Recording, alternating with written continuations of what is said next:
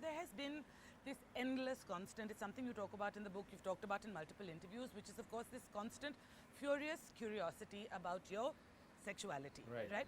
Now, what is interesting is just recently Atish Tatsir has written a very lovely piece for the New York Times, Right. where he said, and I'm going to try and quote, it's almost what you've done it is sort of a stealth mission, bringing homosexuality into households across the country. And he said he credits you, in fact, with doing more than anyone to make India safe for love. When you read something like that, just again, how does it make you feel? Atish is a bright boy Yeah. and a bright mind, Yeah. a truly thinking man, Right.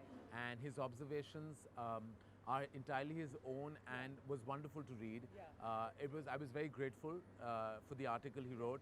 In fact, being on the front page of New York Times Yeah. is always gratifying. Yes, I would and it say. means that you've arrived in a certain sense somewhere in the world. Hell yeah. For you to kind of have millions of people read Yeah. about you. When you talk about conjecture about my orientation Yeah. and my sexuality, it's a big part of my persona. There is a lot of talk about why I'm not completely saying it, and yet not, Yeah. and yet I am. Yeah. And I feel that prerogative is mine and mine alone. The reasons Entirely. for what I say or what Yeah. I don't say Yeah. are entirely my own. Right. They could be personal, they could be professional, Right. they are mine alone. Having said that, when there are naysayers, who say that, I'm Who some of- disservicing Yeah. the Yeah. community, that I'm vehemently against. Against. Because I believe that in my own way, I've Yeah. done much more than Yeah. many else have. Only so that we can make the conversations Right. about alternate sexuality comfortable.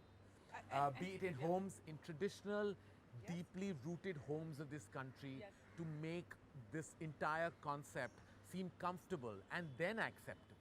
And that's But what he first, said. it's important to break the discomfort that surrounds it. Agreed. And sometimes you've got to resort to humor. Right. And yes, if people think I've trivialized it or made it sound frivolous, Yeah. that's their perception of it. Mine is I'm making it accessible, Yeah. comfortable, and then, Yeah, right. then to accept it as a fact. So whether or not I'm gay or not is secondary. It's what I do for the community is paramount. Absolutely. And whether I say it or not, and whether I say a line that, I don't want to talk about it because I could be jailed, Yeah. is not factual. I know it's not true. If Yeah. I talk about it, no one's going to jail me. I know that. Yeah, It was said in a matter of making a statement dramatic for purposes Sure. beyond just the fact of it.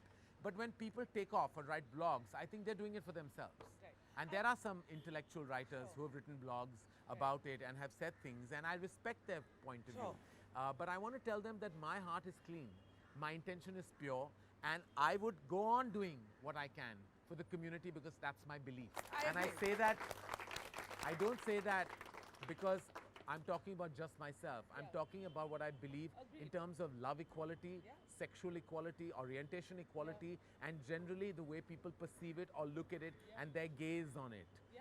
Again, pun intended. Yeah. I mean, literally, like, it is ridiculous what certain, to me, homophobia is the first thing that I think needs to be addressed, and that can only happen when you actually make things accessible and comfortable. Yes, I would agree with that. And I think, again, big round of applause.